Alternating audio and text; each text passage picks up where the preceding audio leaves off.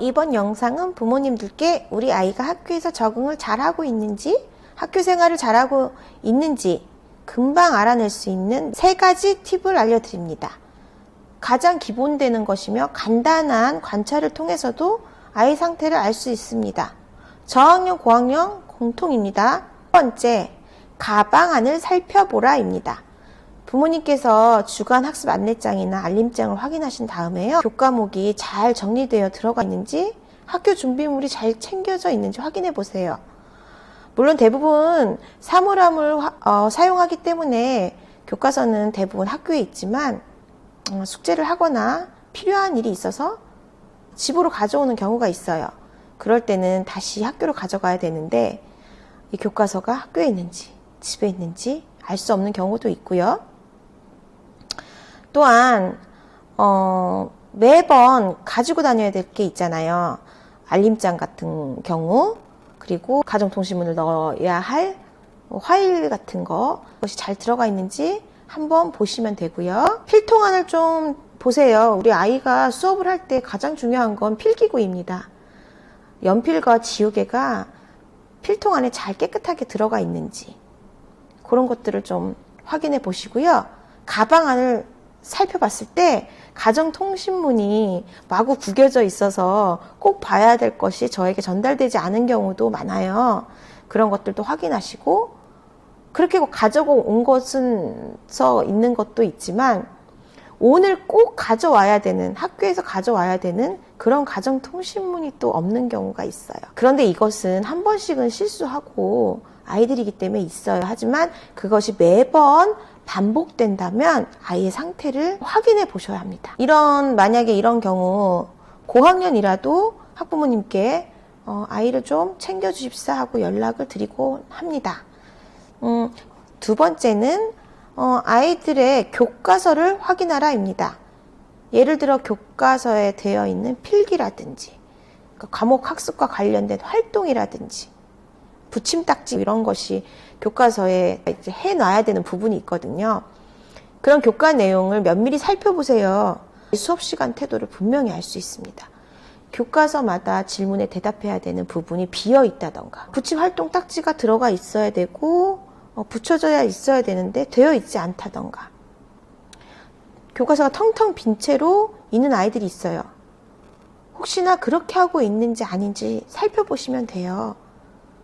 물론 선생님께서 부지런히 아이들의 활동들을 체크하시면서 다녀요, 물론. 하지만 매번 하지 않은 아이를 다 체크해서 그 아이를 다 모든 과목을 하게 하는 건 굉장히 어려운 일이거든요. 우리 아이가 그런 상태가 아닌지는 살펴볼 필요가 있습니다. 그래서 우선 아이가 그렇게 하고 있는지 살펴보신 다음에는 그렇지 않을 경우 적극적으로 수업의 활동에 참여할 수 있도록 지도해 주셔야 합니다. 담임선생님과 상의하시고 함께 그 방안을 마련해 나가셔야 돼요. 더불어서 교과서 보실 때에 글씨체를 한번 봐주세요. 수업 시간에 집중하기 싫어하는 아이는 글씨를 아무렇게나 채워 넣는 경우가 있습니다. 그런 아이들은 대부분 깊은 사고를 하고 싶지 않고 이 질문에 대한 어떤 사고를 하지 않아요. 사고를 깊게 하지 않은 아이는 글씨를 성의 없게 그냥 날려 쓰곤 합니다. 글씨를 원래 못 써요 라는 대답을 하는 친구들도 있는데 그렇지 않아요. 글씨체가 나쁜 것과 성의 없이 생각 없이 글씨를 아무렇게나 채워 넣는 것은 확연한 차이가 있습니다. 저 같은 경우도 저희 반에 글씨를 예쁘게 써서 채워 넣는 일을 하고 그 이후에 집중적으로 그 부분을 얘기한 다음에 보면 글씨체와 상관없이 굉장히 좋은 내용과 또 또박또박한 글씨로 채워져 있거든요. 그런 글씨 부분은 저학년 부모님들께 말씀드리건 샤프를 사용하지 않도록 해주시는 방법이 좋아요. 글씨를 가장 잘 쓰는 방법은 힘을 주어서 또박또박 쓰는 것이 가장 글씨체에는 좋은데 샤프는 힘을 주면 부러집니다. 그래서 저학년 친구들에게는 연필을 권장하는 편입니다. 세 번째는 과제, 태스크라고 얘기를 하는데요. 과제를 점검하면 됩니다. 두 번째 이야기가 단순히 교과서를 확인하는 부분이라면 과제는 아동들이 꼭 해내야 할 활동들을 말해요. 수업 시간에 하는 것으로는 학습지 만들기, 그리기 있지만 학교 생활을 건성으로 하는 아이들은 이런 태스크를 끝까지 해내는 습관이 부족해요. 잘하고 못하고의 문제가 아니라 완성을 아예 하지 못하는 경우가 있거나 중간까지 하다가 끝부분을 흐리거나 하는 아이들이 있어요. 이런 학교에서의 태스크들을 본인의 역량에 맞게 그래도 완성을 하는지를 확인을 하시고요. 집에서는 그야말로 숙제죠. 홈워크가 있는데 학급마다 다양하죠. 보통 일기쓰기나 독서록이나 복습 노트 등 이런 숙제들이 있는데 이런 숙제들은 1년 내내 선생님께서 언제 내는지 이런 얘기들을 해줘요. 그런데 제출일을 항상 어기는 친구들이 있어요. 답변을 거의 잃어버렸어요. 안 가져왔어요. 못했어요. 라고 말을 하는데 한두 번, 두세 번 그럴 수 있습니다. 다들 실수할 수 있거든요. 어른들도 실수하잖아요. 그런데 거의 매번 안 해오는 친구들이 있어요. 이렇게 숙제를 매번 안 하는 것에 대해서는 어머님이 확인을 하시고 숙제를 스스로 제출해서 낼 수 있도록 지도하고 그런 습관이 형성될 때까지 계속적으로 지도해 주세요.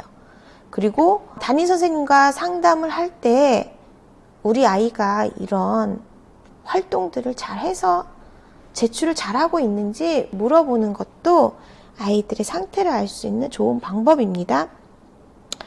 이 영상을 보시고 우리 아이는 학교생활 그래도 잘하고 있구나, 너무 잘하고 있네, 혹은 어쩌지 하나도 되어 있지 않네, 이런 여러 가지 반응의 학부모님들이 계실 텐데요. 일단 잘하고 있으면 차차 단계를 높여가며 더 잘하기를 응원해 주시면 되고요. 그렇지 못한 아이에 관해서는 제가 매번 말씀드리지만 몇 주, 며칠, 몇 달 어머니께서 신경 써주시면 됩니다. 아이들은 그런 것이 금방 습관이 되고 제자리를 찾아 학교에서의 습관은 선생님께서 지도를 해주시는데 그게 학교에서만 한다고 되는 일은 아니에요. 가정도 함께 도와야 되거든요. 초등생활 그렇게 어렵지 않습니다. 작은 기초가 조금씩 형성되어 자기 주도를 쌓아가는 것이고 초등학생 아이들은 탄력성이 굉장히 커서 금세 좋아집니다. 하나씩 단계별로 고쳐나가도록 독려해 주시면 금방 좋아지고 금방 나아질 수 있습니다.